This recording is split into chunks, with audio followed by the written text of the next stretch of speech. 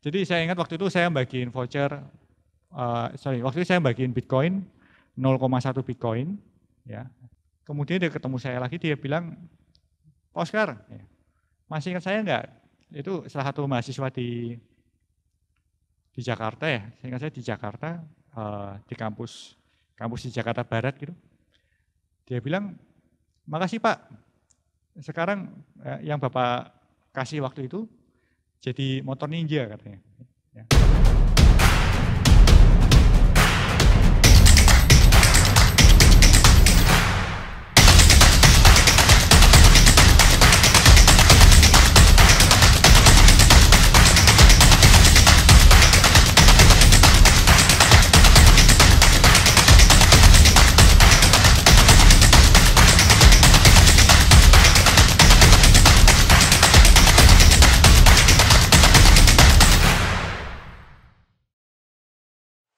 Giveaway Tam. Tonton video ini sampai dengan selesai dan temukan hadiah jutaan rupiah.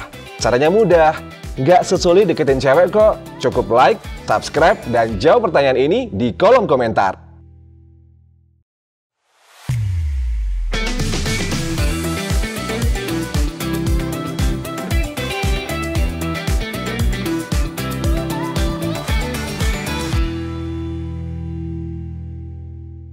Halo, selamat pagi semuanya. Stikom ITB Stikom Bali. Dan kebetulan juga ini adalah pertama kali kita ngadain seminar di Bali. Jadi pas nih slogannya, ya. Ya, jadi sebelumnya saya mengucapkan Om Swastiastu. Assalamualaikum warahmatullahi wabarakatuh. Salam sejahtera, namo buddhaya. Yang saya hormati Bapak Rektor ITB Stikom Bali, Bapak Dr. Dadang Hermawan, Bapak Direktur ITB Stikom Bali, Bapak Iputu Gede Abdi Setiatmika, Bapak Tirta Karmasenjaya, terima kasih Pak sudah datang jauh-jauh dari Jakarta juga Pak. Ya, selaku Kepala Biro Ronabang PBK Bapepti, Bu Popi, terima kasih Bu Popi dari Bapepti. Dan Bapak Ibu pejabat struktural ITB Stikom Bali Kampus Jimbaran serta himpunan mahasiswa kampus Jimbaran. Ya. Ya. Sekali lagi, ITB Stikom Bali, always the first. Ya. Perkenalkan, nama saya Oscar Darmawan. Saya adalah salah satu pendiri dari Indodax sejak tahun 2014. Dan saya sendiri kalau di bidang akademisi, saya lulusan dari jurusan IT dan IS, double major di S1 saya, dari Monash University. Kemudian S2 saya dari Nicosia, di Cyprus, di Master of Science in Blockchain. Dan saat ini saya lagi belajar S3 di BINUS. Ya. Dan disertasi saya juga mengenai blockchain. Jadi saya memang lebih memilih untuk berfokus membicarakan tentang blockchain. Ya. Boleh saya tahu di sini yang dari jurusan IT berapa banyak? Ya, ya, oke, siap. Jadi sisanya dari jurusan bisnis ya. Ya, yang dari di luar kampus ada berapa banyak? Oh, cukup banyak ya. Siap. Ya. Buat teman-teman, boleh saya tahu di sini ada yang sudah member Indodax? Ya. Oh banyak ya yang sudah member Indodax ya. Memang nggak salah kalau ngadain bicara di kampus IT banyak yang tahu tentang Indodax ya. Indodax sendiri buat teman-teman mungkin sudah banyak yang tahu, kita berdiri tahun 2014 dan sejak tahun 2015 Indodax itu punya cabang di Bali. Ya, punya cabang di Bali. Saat ini kita 6,6 juta member. Nah, kalau kita bicara legalitas Indodax sendiri, Indodax itu biarpun berdiri dari tahun 2014, kita itu baru tahun 2017, tahun 2018 mulai diatur oleh pemerintah di bawah Kementerian Perdagangan, Bapepti. Ya. Makanya hari ini saya juga bicara bersama dengan Pak Tirta, ya, selaku Kepala Biro di Bapepti. Karena saya kalau bicara suka lepas kontrol gitu. Jadi sama Bapepti diminta kalau saya bicara harus didampingi supaya saya nggak liar. Ya, bercanda Pak Tirta. Pak Tito, thank you banget sudah bersedia hadir ya. Jadi beliau adalah regulator saya, regulator kami yang mengatur perdagangan kripto di Indonesia ya saat ini, dan nanti di tahun 2025 ya Pak ya, Indodax sendiri akan mulai diatur di OJK. Ya, jadi saat ini adalah masa transisi, kita lagi banyak berkomunikasi dengan kedua regulator. Indodax sendiri juga terdaftar di Kementerian Komunikasi dan kita tersertifikasi secara ISO. Ya, next. Sebelumnya saya juga minta maaf ya buat teman-teman kalau saya kelihatan agak ngantuk, karena memang saya kurang tidur nih, baru tidur 2 jam, 3 jam. Tapi semoga suara saya masih tetap jelas. Ya. Kalau nanti saya ketiduran di depan sini, tolong dibangunin aja. Ya. Nah, buat teman-teman, kalau kita bicara mengenai teknologi, kita bicara mengenai industri. Ya. Industri kita di dunia ini terus berubah dan terus berkembang. Tapi dalam perkembangannya, industri itu bisa dikatakan beberapa kali mengalami lompatan dalam sejarah manusia. Ya. Kalau kita bicara lompatan pertama itu terjadi di industri 1.0, waktu pertama kali orang pakai mesin uap. Ya. Lompatan kedua kita bicara mengenai mulai ada tenaga listrik, bisa 24 jam kerja. Lompatan ketiga kapan? Lompatan ketiga adalah pada saat orang mulai mengenal komputer, elektronik. Ya. Makanya kemudian ada jurusan elektro, ada jurusan IT, ya, ada jurusan IS. Ya, teman-teman di sini kan dari ITB Stikom ya. Jadi kita ini adalah korban dari revolusi industri 3.0. Ya. Kita adalah orang-orang yang belajar ilmu-ilmu yang disiapkan karena revolusi industri 3.0. Ya, tapi ternyata perkembangan komputer, perkembangan elektro itu terus berkembang. Dan sekarang kita mulai memasuki revolusi industri 4.0 yang digerakkan oleh teknologi dari 3.0 juga, yaitu masih di sektor teknologi IT. Ya, jadi buat teman-teman yang dari jurusan IT, kita nggak salah jurusan. Ya, dan kalian harus berbangga sebagai jurusan IT, ya, karena ternyata kalau kita bicara secara penggajian payroll ya, saya payroll, industri IT adalah salah satu yang payrollnya tertinggi dibandingkan industri lainnya. Ya. Tapi yang buat jurusan bisnis jangan kecil hati juga, karena ternyata menurut survei yang ada ya, dan menurut research, biarpun teknologi AI berkembang dengan luar biasa, jurusan bisnis itu adalah salah satu yang tidak bisa digantikan dengan mudah oleh AI. Sedangkan teman-teman yang di IT malah mungkin agak ketar-ketir, karena ternyata teknologi yang terbaru sekarang itu rata-rata mulai bisa mengganti banyak sumber daya manusia di sektor IT juga. Nah, kalau kita bicara mengenai tadi teknologi yang saya sebutkan, yaitu teknologi AI itu adalah bagian dari revolusi industri 4.0. Jadi revolusi industri 4.0 ini kita bicara mengenai 4 teknologi yang mengubah cara kerja industri bekerja sekarang dan ke depan. Yang pertama, blockchain. Teknologi yang bicara mengenai data integrasi. Teknologi yang bicara mengenai bagaimana caranya setiap industri bisa saling kerjasama tanpa harus percaya satu dengan yang lain, dengan ada pusat data yang independen. Yang kedua, kita bicara mengenai robotik. Ya, robotik ini sebagai perpanjangan dari algoritma berpikir, kemudian dijalankan oleh robotik. Jadi tenaga kerja kasar itu mulai perlahan-lahan tergantikan menjadi tenaga kerja halus. Ya, suka nggak suka, pekerjaan kasar itu akan mulai berganti. Kalau dulu perlu 1.000 orang, sekarang mulai jadi perlu cuma 100 orang. Ya, makanya kita harus terus mengupgrade diri kita. Ya, kalau kita cuma mau santai-santai aja, itu lama-lama kita akan ter-replace itu. Ya, kita harus terus berinovasi, kita harus terus menempuh pendidikan, kita harus terus untuk belajar bagaimana caranya survive. Ya, survive to the fittest. Yang ketiga, kita bicara teknologi big data. Big data adalah untuk menganalisa dan mengambil keputusan. Ya. Terus kemudian kita bicara IoT sebagai sensor untuk menangkap data-data eksternal yang ada dan semua kemudian diolah oleh AI. Ya, ini kan perubahan zaman sekarang yang ada. Dan revolusi industri 4.0 biarpun kedengarannya IT banget, tapi itu mulai menyenggol dan menyasar ke semua sisi. Ya. Saat ini yang masih belum disenggol oleh revolusi industri 4.0 cuma di sisi governance, cuma di sisi pemerintah. Karena pada saat ini pemerintah di negara apapun masih belum mengizinkan teknologi-teknologi AI untuk menggantikan atau membantu mengambil keputusan karena dirasa berbahaya. Tapi di industri lain, teknologi ini sudah mulai menyempurnakan dan mengubah. Ya, nanti kita akan bicara banyak tentang ini, tapi hari ini saya akan lebih banyak bicara tentang blockchain, saya akan lebih banyak bicara tentang aset kripto. Ya, jadi kita cuma nyenggol teknologi yang lainnya sambil lalu. Next.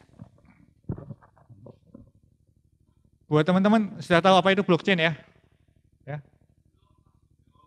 Ya. Yang tahu siapa yang tahu? Kasar aja, siapa yang tahu teknologi blockchain? Ya. Masa banyak main kripto tapi nggak tahu blockchain apa? Ya. Ini Bapak yang kelihatan smart di belakang mungkin bisa bantu saya berdiri. Ya, yang di belakang Pak, silakan Pak. Ya. Member Indodax Pak? Bapak member Indodax?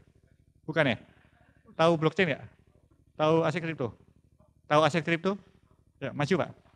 Ya.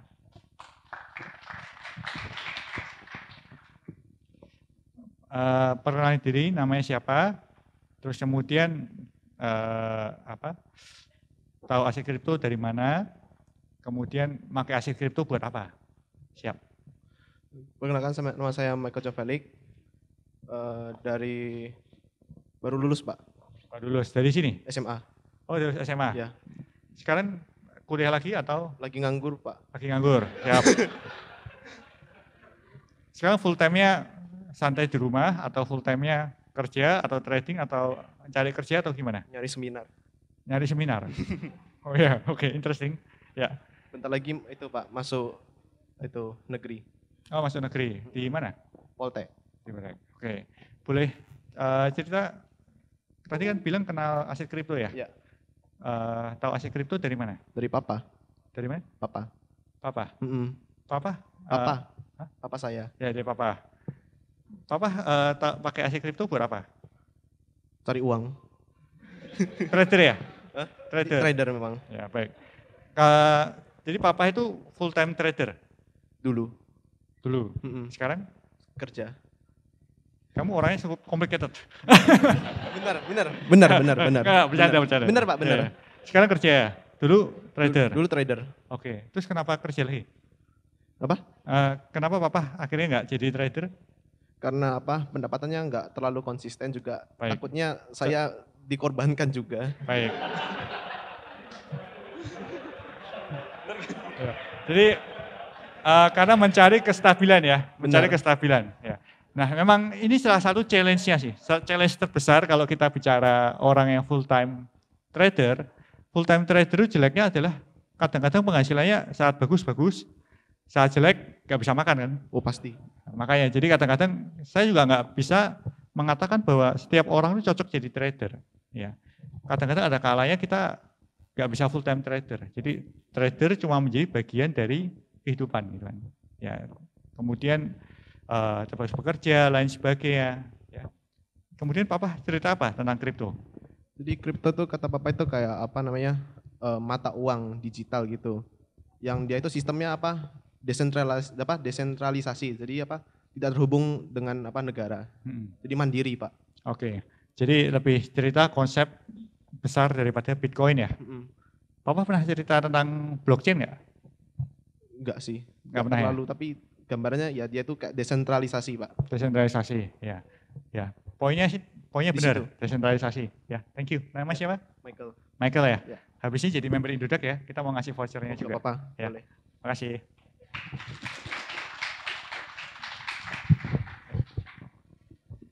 Thank you Michael. Ya. Nah, saat ini di Indonesia banyak banget orang yang mencoba menjadi trader ya. Seperti tadi ayah dari Michael itu kan salah satu trader ya. Mungkin dia trader saham, trader kripto, jadi satu gitu. Cuma buat teman-teman semua, Saya tahu nih, tren belakangan ini banyak banget orang yang tiba-tiba bermimpi jadi trader, lalu nggak kerja lagi. Ya. Cuma buat teman-teman semua, saya perlu mengingatkan bahwa trader itu kerjaan yang nggak gampang, kerjaan yang saya bisa bilang harus diimbangi dengan skill, harus diimbangi dengan waktu, dan harus diimbangi dengan modal. Kenapa? Karena trader itu semakin Anda modalnya besar, keuntungan Anda besar. Ya, semakin Anda modalnya kecil, keuntungan Anda kecil. Ya, jadi jangan bermimpi bahwa kalau saya trading sudah pasti saya jadi konglomerat ya. Kan lagi ada perkataan itu di sosial media ya, bahwa trader sama dengan beli McLaren kan seperti itu kan. Ya. Padahal kalau boleh saya jujur ya, kalau Anda memang punya modalnya 1 juta, 2 juta ya, keuntungan Anda mungkin untuk sampai ke McLaren agak jauh gitu loh. Ya. Tapi ya ke Scoopy mungkin agak dekat gitu, ya. Jadi kita memang harus realistis ya, harus realistis. Tapi bukan berarti punya modal sedikit nggak bisa trading, nggak juga. Ya. Tapi jangan sampai melalaikan tugas dan kewajiban kita untuk bekerja, kadang-kadang bekerja nanti setelah kalian lulus, kalian perlu bekerja, dapat modal, kemudian modalnya bisa dihabisin buat trading. Ya. Ya. Saya dulu juga gitu, jadi saya waktu saya kuliah di Singapura ya, saya kuliah di Singapura, saya sempat kebingungan mau ngapain, karena waktu saya habis buat sekolah, habis buat main game, habis buat main ya, terus saya mau dapat penghasilan kan, tapi saya disuruh kerja part time gitu agak susah ngatur waktunya, karena ada jadwal kuliah yang agak padat, terus kemudian saya juga penggemar game online ya, yang kalau malam-malam sukanya main game. Saya kira kalau semua mahasiswa rata-rata gitu ya. Nah, kemudian saya cari penghasilan tambahan, makanya saya mulai terjun di dunia trading. Itu tahun 2006. Tahun 2006 saya adalah trader forex. Ya, mungkin di sini teman-teman pernah ada yang tahu tentang forex ya. Saya salah satu trader forex, zamannya di mana forex baru mulai diatur oleh Bapepti ya Pak Tirta rasanya ya, 2005-2006. Karena saya ingat kok, broker yang saya pakai itu akhirnya diatur oleh Bapepti. Ya. Nah kemudian kalau kita bicara mengenai trading, menarik sih. Kita bisa melihat sehari, tiba-tiba besoknya biasa saya kemana pakai handphone jelek itu zaman dulu, tiba-tiba saya bisa beli model, saya dulu akhirnya saya bisa beli iPhone 3 iPhone 3. Sekarang iPhone 15 ya. Ya, saya di Singapura saya bisa beli iPhone 3 karena hasil dari trading. Ya, keren sih. Ya. Tapi kemudian bulan berikutnya saya nggak bisa makan gitu karena saya kalah karena trading. Ya, memang kalau trading itu suka dukanya banyak. Untuk kita pada akhirnya menguasai ilmu trading itu akan mengalami kurva-kurva seperti itu. Tapi sama seperti ayahnya tadi, Michael. Ya, ayahnya Michael pada akhirnya setelah saya lulus, saya nggak full time trader. Saya kerja di Singapura, lumayan lah gaji berapa ribu dolar, $3.000, $4.000 saat itu. Tapi sambil tetap trading, kemudian tahun 2012 saya akhirnya kenal kripto, saya fokus untuk mengembangkan industri ini. Ya. Karena menurut saya blockchain itu sesuatu yang interesting, yang membuat saya ingin terjun ke dalam industri ini. Buat teman-teman yang belum tahu apa itu blockchain, jadi pada dasarnya blockchain itu ada sebuah proses desentralisasi. Bagaimana membuat suatu sistem, membuat suatu infrastruktur nggak lagi terpusat. Karena semua teknologi IT yang sekarang berkembang itu rata-rata teknologi yang terpusat. Ya. Jadi seperti ini teknologi IT yang sekarang ya, semacam ini, di mana ada satu server, ya, server ini kemudian melayani berbagai user, sehingga kalau servernya itu kena hack atau lain sebagainya, servernya down, user nggak bisa akses programnya. Ya. Yang teman-teman IT pasti paham ya. Jadi kalau kita bikin website misalnya, atau kita bikin aplikasi, itu kan ada servernya. Nah, sedangkan kalau kita bicara mengenai konsep daripada blockchain, itu dia mengubah yang biasanya ada server satu biji terpusat di sini, sifat servernya diubah menjadi terdesentralisasi.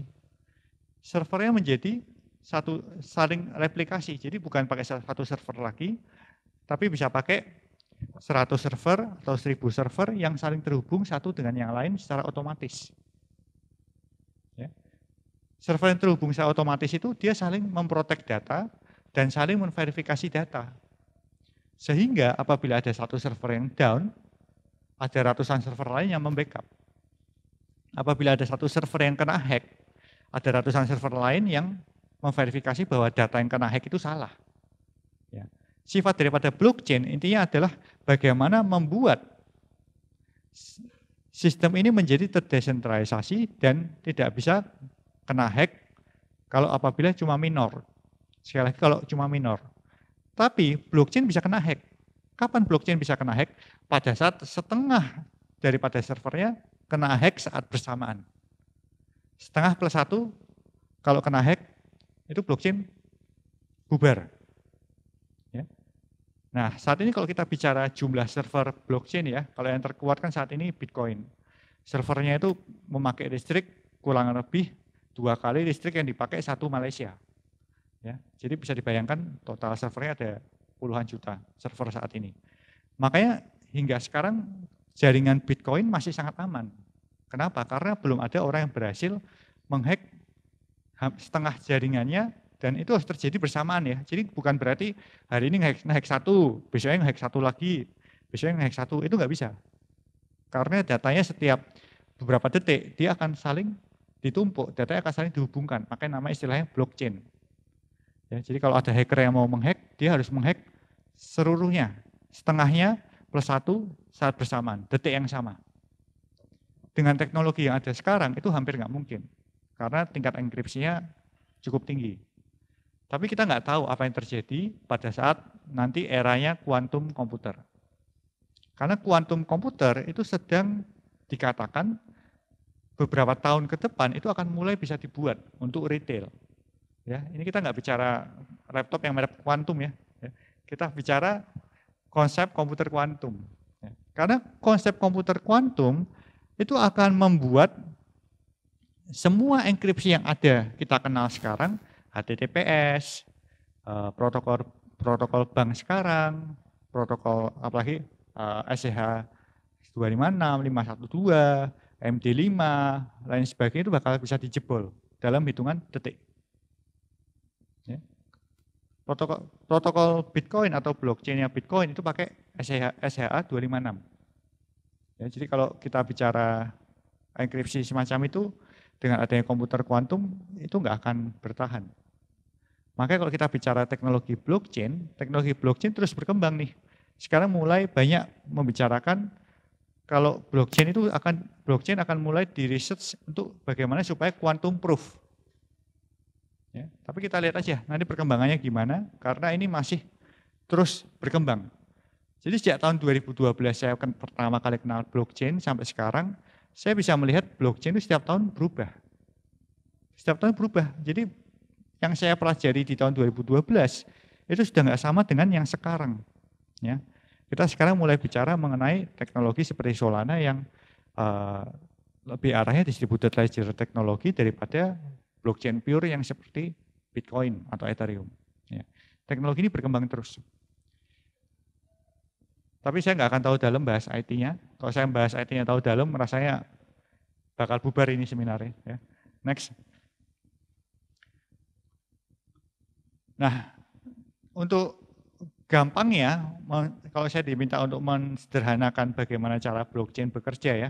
Blockchain itu bekerja dengan cara setiap kali ada transaksi yang mau ditulis di blockchain, itu caranya di broadcast. Jadi pada saat ada orang mau mencatatkan transaksi atau ada orang yang mau pakai Bitcoin misalnya atau ada orang mau pakai Ethereum, pada saat ada perpindahan transaksi itu transaksinya waktu saya pindah ke Pak Tirta misalnya nggak boleh ini regulator sorry. Dari saya misalnya pindah ke siapa namanya di depan Haris ya, pada saat saya ada transaksi dengan Pak Haris. Pada saat ada Bitcoin saya berpindah misalnya, yang akan terjadi adalah ada broadcast. Ada broadcast dari saya kepada jaringan blockchain, kemudian jaringan blockchain itu akan memverifikasi. Setelah terverifikasi baru dicatatkan ke dalam blockchain. Ya. Jadi flow-nya seperti ini, selalu ada proses broadcast. Kenapa dikatakan broadcast? Karena setiap transaksi di dalam blockchain itu semua server yang ratusan atau ribuan itu akan mencatat hal yang sama. Jadi transaksinya lebih transparan. Makanya kalau ditanya apakah transaksi saya akan bisa kelihatan oleh orang lain, bisa aja. Ya. Jadi transaksi saya ke Haris, kalau Anda tahu public key saya, Anda tahu alamat saya, Anda bisa melihat perpindahannya. Makanya buat teman-teman kalau pengen tahu Indodax ada megang aset berapa, Anda cukup melihat nih Indodax ada address-nya apa aja, Anda bisa melihat ada berapa triliun di dalam Indodax. Ya, jadi sifat blockchain selain desentralisasi adalah transparan. Cuma selama kalau Anda nggak tahu address-nya, Anda nggak bisa melihat. Ya. Jadi Anda harus menemukan address-nya dulu. Address itu seperti nomor rekening. Ya. Di internet banyak kok yang punya nomor rekeningnya Indodax. Anda bisa buka address Bitcoin-nya Indodax apa, address Ethereum-nya Indodax apa. Ya. Next. Ini sifat penyimpanan datanya, jadi saling terkait satu dengan yang lain. Ya. Jadi bisa dikatakan kalau Anda nyimpan data di blockchain, data pertama itu akan ditulis, pada saat ditulis, kemudian ada data kedua itu akan merangkap data pertama. Data ketiga akan merangkap data kedua dan pertama. Data keempat merangkap data ketiga, kedua, dan pertama. Makanya bisa dikatakan kalau mau menghack jaringan blockchain, Anda perlu menghack keseluruhan. Jadi Anda nggak bisa menghack cuma satu data. Ya. Next. Sifat dari blockchain ini yang pertama datanya nggak bisa diubah karena servernya banyak. Sifatnya di dalam server blockchain itu data bukan dimodif, tapi datanya di-amend. Ya. Jadi kalau misalnya ada suatu penyimpanan di dalam blockchain ya, ternyata data yang disimpan salah, itu datanya nggak bisa dihapus, nggak bisa diedit, tapi datanya ditambahkan after, di-amend. Ya. Terus yang kedua, karena sifatnya ini maka dikatakan jauh lebih transparan dan lebih bisa dilacak. Transaksi di dalam blockchain yang menarik karena sifatnya ini transparan dan lain sebagainya, jadi dipercaya lebih aman dan efisien. Kalau kita bicara mengenai transaksi sendiri, perpindahan dana menggunakan blockchain itu salah satu yang paling murah dibandingkan perpindahan dana menggunakan jaringan yang lain. Ya, jadi misalnya ada orang mau ngirim uang 1 miliar, ngirim uang 10 juta atau 1 juta, menggunakan blockchain itu jauh lebih murah biayanya daripada transfer antar bank misalnya. Next. Nah, mungkin teman-teman bingung nih lalu, apa hubungannya antara blockchain dengan kripto? Ya. Buat teman-teman tahu, sebenarnya blockchain itu ada infrastruktur daripada kripto. Jadi semua token, semua data yang diterbitkan di atas blockchain itu disebut dengan kripto. Ya. Blockchainnya Bitcoin, unit value-nya disebut dengan Bitcoin. Blockchain-nya Ethereum, unit value-nya disebut dengan Ethereum. Ya. Jadi aset kripto itu ada cuma seperti token yang diterbitkan di atas jaringan blockchain. Itu hubungannya. Jadi inovasi blockchain dan inovasi aset kripto itu saling terkait. Seperti satu koin, yang satu bicara teknologi, yang satu bicara mengenai tokennya. Ya. Kalau kita bicara mengenai Ethereum, kan sekarang Ethereum mulai dikembangkan sebagai Web 3.0. Ya. Sekarang ini kan teman-teman makanya Web 2.0 nih. Kedepannya akan dibuat Web 3.0 dan Web 3.0 terus berkembang. Kalau kita bicara Web 3.0 itu kita bicara mengenai bukan cuma websitenya bisa diupdate, bukan cuma websitenya itu bisa dibaca, bukan cuma itu aja, tapi kita bicara mengenai data kepemilikan yang Anda tulis di dalam website itu tetap menjadi milik Anda sebagai penulis. Jadi kalau kita bicara Facebook, kita bicara Instagram. Pada saat Anda ngupload konten, pada saat Anda ngupload foto, Anda ngupload video, itu jadi hak miliknya siapa? Facebook. Bukan hak milik Anda lagi loh. Pada saat Anda ngupload foto Anda sama pacar Anda misalnya, masuk ke Instagram, masuk ke Facebook, itu sudah jadi hak miliknya Facebook. Karena itu disimpan dalam servernya Facebook. Ya. Jadi kalau memang dipakai untuk kepentingan komersial mereka, Anda nggak bisa protes. Ya. Coba dibaca term agreement-nya. Di term agreement-nya ada seperti itu. Itu adalah Web 2.0. Tapi kalau kita bicara Web 3.0, itu kita bicara servernya dibuat terdesentralisasi dan setiap konten yang Anda terbitkan di dalam Web 3.0 itu tetap menjadi kepemilikan si penerbit. Dengan cara waktu nerbitin konten, dia dikunci dengan private key-nya si penerbit. Tapi datanya tetap, tapi dari sisi user, dari sisi pembaca, itu nggak ada perubahan. Anda tetap melihat aplikasinya, Anda melihat websitenya seperti sekarang Anda saat ini. Cuma ini bicara mengenai intellectual property. Ya. Nah, nanti makanya salah satu pembahasan kita mengenai hal itu.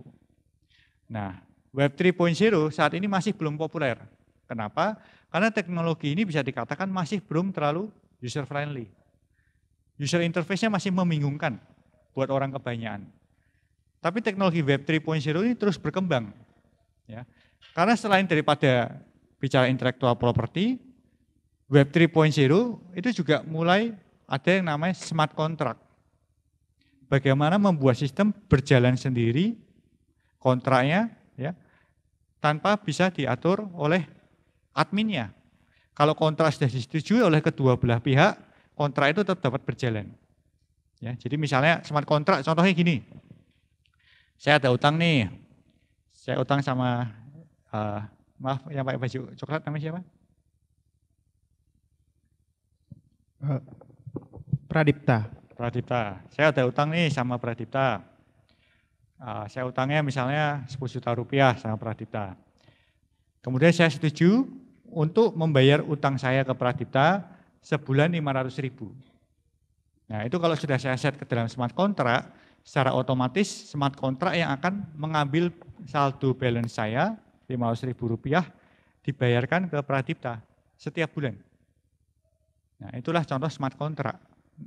Itu bisa diterapkan di Web 3.0. Jadi kalau nanti di eranya sudah semakin berkembang, smart contract makin berkembang, kita jadi nggak perlu terlalu takut untuk minjemin duit. Karena secara otomatis dia akan motong saldonya secara otomatis. Ya itu salah satu penggunaannya, contohnya. Ya. Tapi saya tetap nggak menyarankan untuk minjemin uang ke teman sih.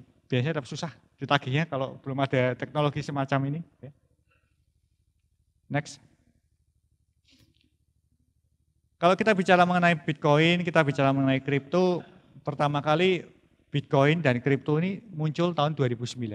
Ya. Saya sendiri tadi saya sebutkan saya mulai tahu tahun 2012 karena saya salah satu orang di Indonesia yang punya sertifikasi sertifikat ethical hacker. Ya, mungkin teman-teman ada yang ngambil juga ya, yang jurusan IT. Saya mengambil sertifikat Internet Security tahun 2005 ya, 2005. Saya salah satu dari sedikit orang yang ngambil pertama kali programnya Easy Council. Dari situlah saya kenalan dengan kripto. Saya kenalan dengan kriptografi, saya kenalan dengan mata uang kripto, dan teman saya kebetulan saat itu juga mulai bicara mengenai Bitcoin, yang sekarang menjadi partner saya, yaitu William Sutanto.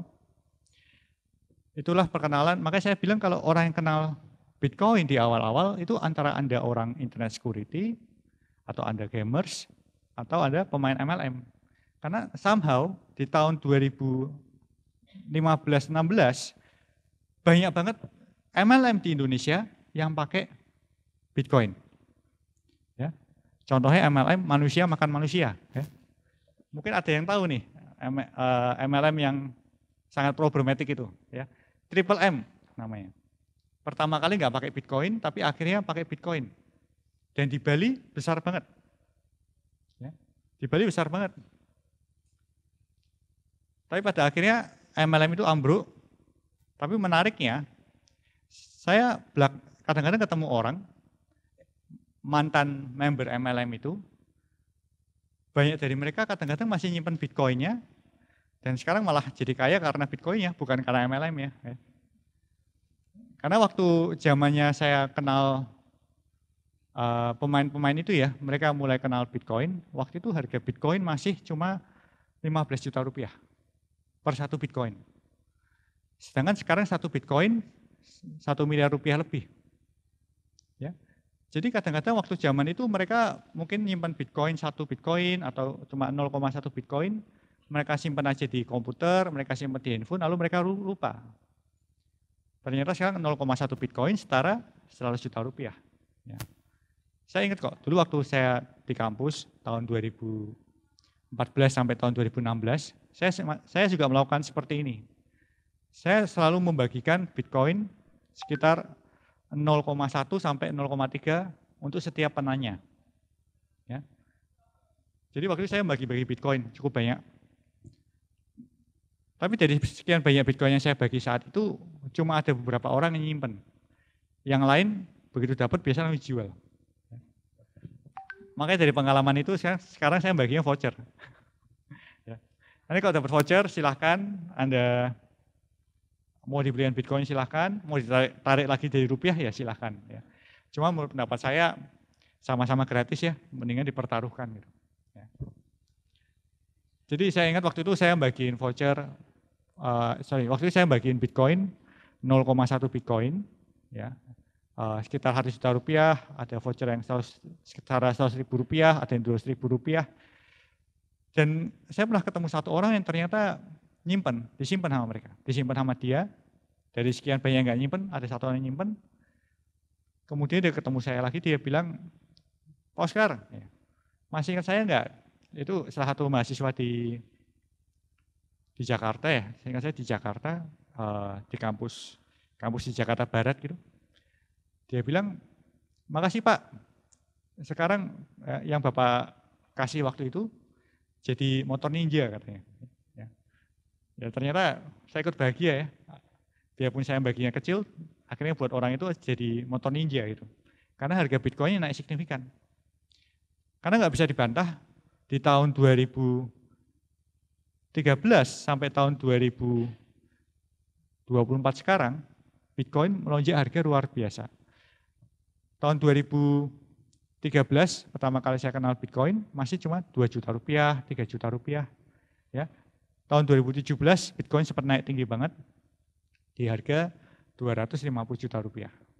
Tapi jangan senang dulu, di tahun 2018 Bitcoin ambruk sampai harga 30 juta.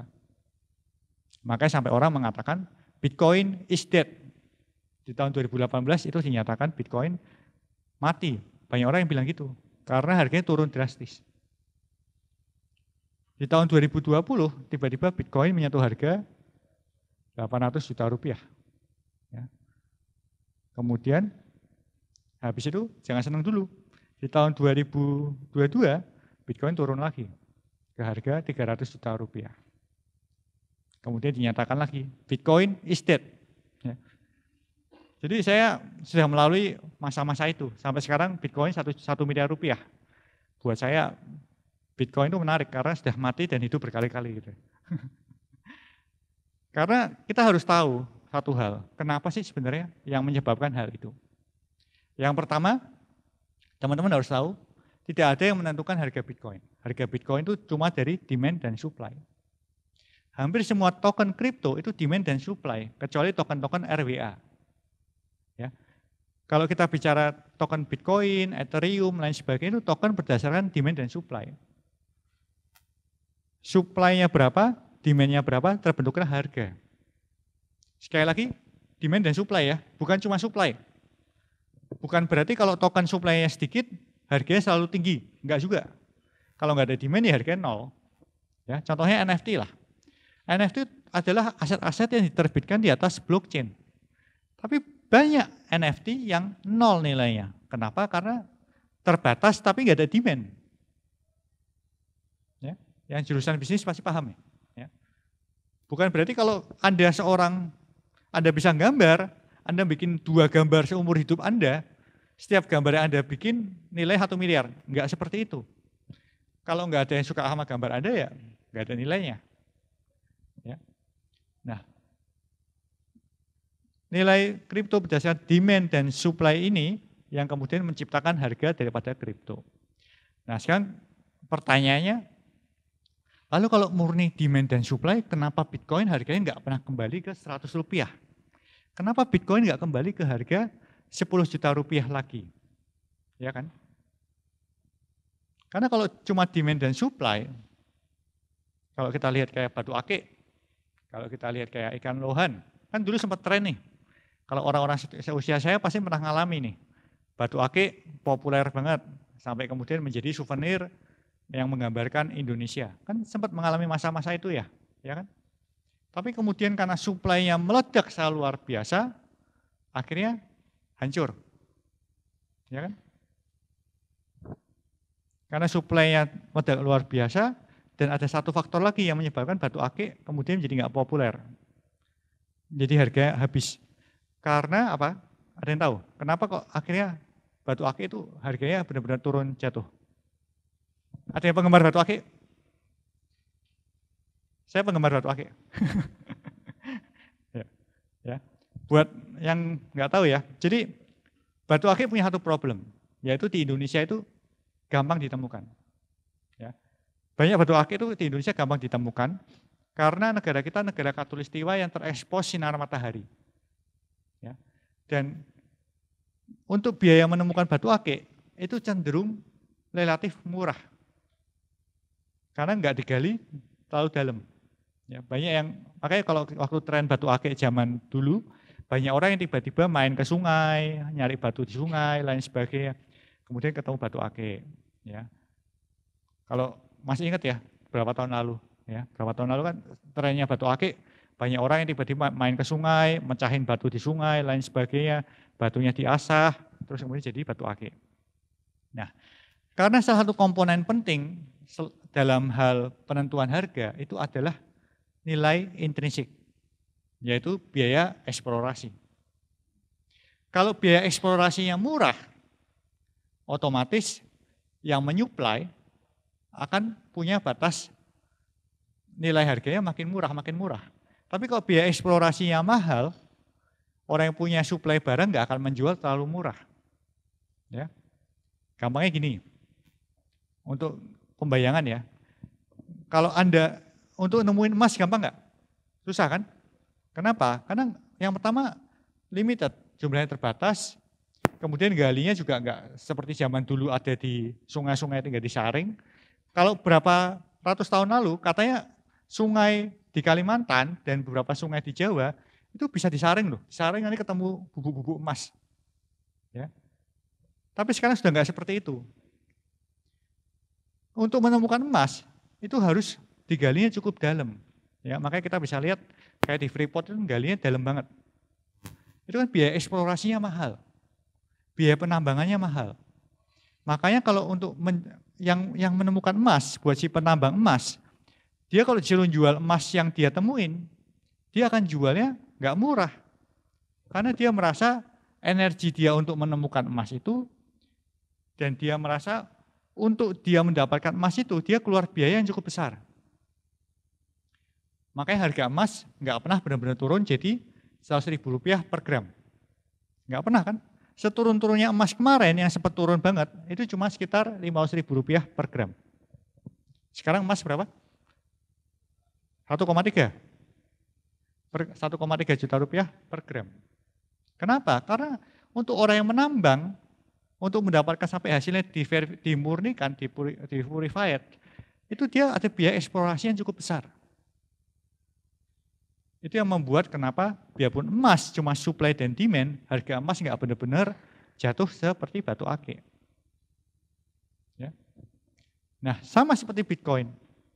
Bitcoin ada biaya eksplorasi. Tadi saya menyebutkan, ini bisa di-research ya. Di-research, silahkan di-research. Server yang dipakai untuk menjalankan sistem jaringan Bitcoin, itu 2 kali listrik yang dipakai satu Malaysia. Jadi setiap satu Bitcoin yang diciptakan, satu Bitcoin yang kemudian tercipta di dalam blockchain, itu ada biaya intrinsik, ada biaya untuk pembuatannya. Ya, yang bernilai listriknya puluhan ribu dolar. Karena ada nilai intrinsik inilah, makanya harga Bitcoin nggak pernah benar-benar jatuh. Makanya kemarin tadi saya ada ceritakan, Bitcoin sempat 200 juta rupiah tahun 2017. Tapi waktu jatuhnya dia nggak kembali ke 10 juta rupiah, jatuhnya cuma di 30 jutaan. Karena pada saat itulah nilai intrinsik daripada Bitcoin. Ya. Waktu kemarin 800 juta rupiah, demand-nya gila-gilaan, demand-nya hilang, harganya juga jatuhnya cuma ke 200 juta, 300 juta. Nggak pernah jatuh ke 10 juta rupiah lagi. Karena ada nilai intrinsik yang mendukung daripada value Bitcoin yang ada. Jadi buat teman-teman yang pengen tahu kira-kira harga wajar Bitcoin berapa, silahkan dianalisa. Ada banyak cara menganalisanya. Berapa biaya pembuatan setiap satu token yang diciptakan di atas blockchain-nya Bitcoin. Ya. Kita bicara mengenai biaya penerbitan Bitcoin-nya. Ya, disitulah nanti bisa kelihatan value supply-nya berapa, demand-nya berapa, harga wajarnya berapa. Ya. Itu kita kenal dengan cara analisa fundamental. Jadi buat teman-teman yang suka analisa forex, saham, ataupun kripto, selalu dilakukan lewat dua cara, fundamental dan technical. Technical itu baca candlestick, gitu loh. Baca candlestick, baca chart, lain sebagainya itu technical. Fundamental kita bicara menganalisa berapa nilai sebenarnya secara value-nya. Ya. Anyway, kripto sendiri sejak tahun 2009 pertama kali dibuat, tahun 2010 mulai bermunculan kripto-kripto lain, buat teman-teman hati-hati. Kripto itu saat ini ada puluhan ribu kripto. Dari puluhan ribu kripto, yang benar-benar bagus nggak sampai 10. Ya. Tapi memang nggak bisa dibantah, token-token kecil kadang-kadang naiknya lebih luar biasa. Kripto-kripto kecil naik lebih luar biasa. Jadi banyak orang yang bilang high risk, high gain. Ya. Biarpun juga itu berarti high risk, high loss juga. Ya. Banyak orang yang kaya mendadak, banyak orang yang miskin mendadak. Ya. Apalagi buat teman-teman yang trading pakai model pinjol, saya nggak menyarankan ya untuk trading di kripto-kripto yang nggak jelas. Karena saya banyak ketemu orang yang nekat, mereka jual asetnya, mereka jual motornya, kemudian dia ngambil pinjol, terus kemudian dia trading kripto, ngeri banget. Saya ketemu orang ini tahun 2020, ya, tahun 2020. Dan ternyata yang dia beli adalah token nggak jelas. Tokennya bernama Dogecoin. Tapi ternyata token nggak jelas ini naik 10.000 kali. Ya. Orang ini akhirnya berhasil dari pinjolnya dapat rumah. Ya, ini kisah suksesnya. Itu kisah suksesnya. Tapi cerita yang lain, ada orang yang melakukan hal sama, tapi yang dia beli adalah Ripple, di mana harganya kemudian nggak bergerak sampai hari ini gitu. Akhirnya orangnya kesulitan bayar hutangnya. Kan? Setiap sisi selalu ada dua mata uang ya, setiap sisi selalu ada dua cerita. Ya. Tapi menurut saya, kalau Anda trading dengan model pinjol, itu nggak tepat gitu. Ya, nggak tepat, karena Anda jadi pengambilan keputusannya Anda serba ragu-ragu. Pengambilan keputusannya Anda akan memikirkan yang telepon terus berdering di telepon Anda untuk nagih pembayaran gitu. Anda nggak akan bisa ngambil keputusan dengan tepat. Ya. Jadi saran saya, pakai uang dingin, jangan pakai pinjol, jangan buru-buru jual motor, ya. Karena kita tetap perlu motor ya. Ya. Nah, kalau kita bicara mengenai supply, setiap kripto itu biasa ada supply tertentu. Kalau kita bicara Bitcoin, itu maksimal supply-nya 21 juta yang cuma bisa beredar. Ya, itulah kemudian kenapa orang bilang bahwa supply Bitcoin itu limited. Next. Kegunaan kripto selain teknologi blockchain-nya itu juga banyak digunakan orang untuk investasi, banyak untuk trading. Juga ada orang yang mendapatkan penghasilan dengan menjalankan server Bitcoin. Buat teman-teman yang modalnya di bawah 1 triliun, saya nggak menyarankan Anda menjalankan server Bitcoin. Karena saat ini menjalankan server Bitcoin itu investasi yang sangat mahal. Ini permainan para konglomerat. Ya. tahun 2015 dulu masih gampang. Waktu zaman saya mulai, saya juga dulu pernah trading Bitcoin, saya pernah trading Dogecoin. Ya. Itu gampang banget. Kita modal komputer, modal listrik di rumah, itu bisa. Tapi di zaman sekarang kalau Anda nggak punya pembangkit listrik, nggak usah ikutan. Karena biaya listriknya terlalu mahal. Ya. Investasinya terlalu besar. Uang 10 miliar rupiah untuk mining kripto, itu nggak akan kemana-mana. Ya. Kalau Anda punya 100 miliar rupiah, bisa coba-coba. Anda punya 1 triliun rupiah, ya silahkan. Di bawah itu, lupakanlah. Ya. Silahkan coba investasi, silahkan coba trading. Sekali lagi hati-hati, pelajari dulu. Di Indodax kita punya program bernama Indodax Academy. Ya. Ini gratis, buat semua orang silahkan buka. Indodax Academy, bisa dicari di Google. Indodax Academy, kita ada di YouTube, kita ada di Instagram. Ya, itu bisa dibuka semua program kita, semua gratis. Kita berikan, nggak ada biaya membership. Ya. Kita nggak minta 8 juta rupiah, lain sebagainya. Ya. Silakan dibaca aja. Ya. Ini tadi sudah saya ceritakan tentang dollar cost averaging ya. Jadi di Indodax sendiri punya program dollar cost averaging. Kalau buat teman-teman yang pakai aplikasi Indodax, itu di menu investasi rutin. Di menu investasi rutin, silakan Anda pilih menu investasi rutin. Di sana Anda akan bisa mengeset Anda mau beli Bitcoin atau Ethereum sebulan berapa rupiah. Nanti secara otomatis sistem kita akan membantu membelikan buat Anda. Ya. Next.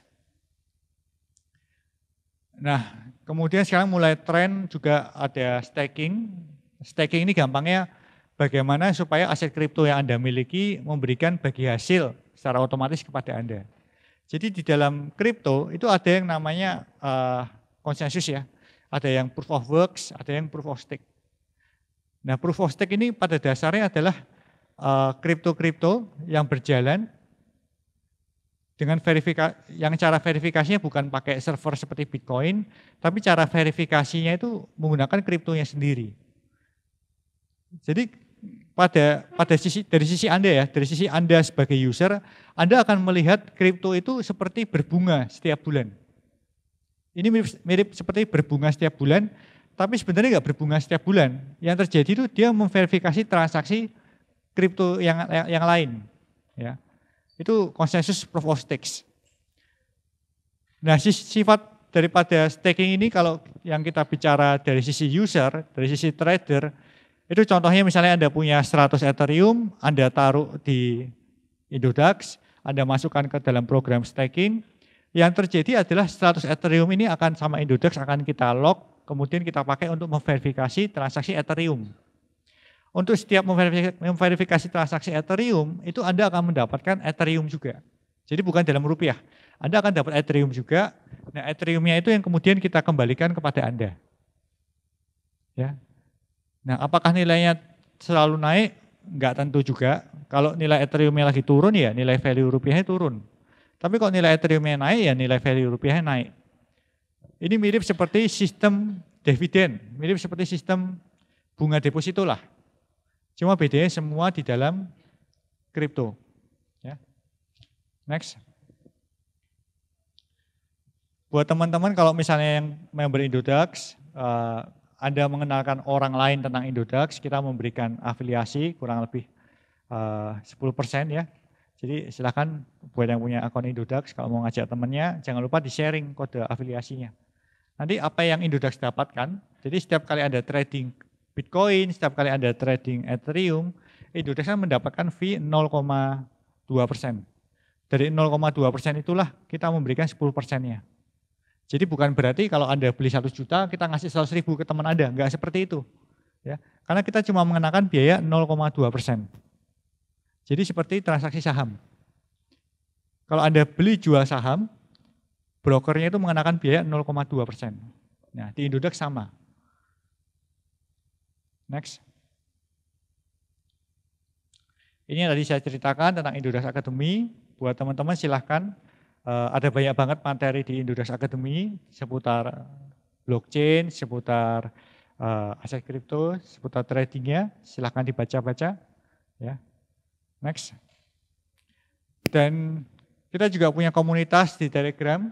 Silahkan diakses. Di sini kita sharing-sharing, kita saling cerita tentang kripto, tentang blockchain, tapi lebih banyak tentang tradingnya ya, karena ini komunitas trader. Ya, sesi saya tutup di sini. Terima kasih buat semuanya. Nanti kita sambung di sesi tanya jawab.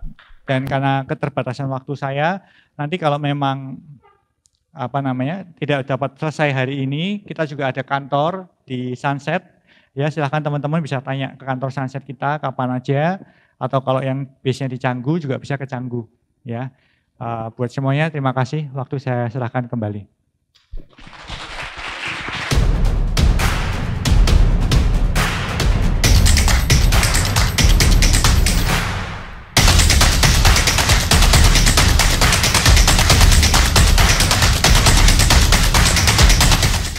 Stay up to date tentang kripto, subscribe channel YouTube Indodax buat dapat konten eksklusif mulai dari tips trading, market sinyal, dan fundamental news langsung dari para pro trader. Ayo subscribe sekarang.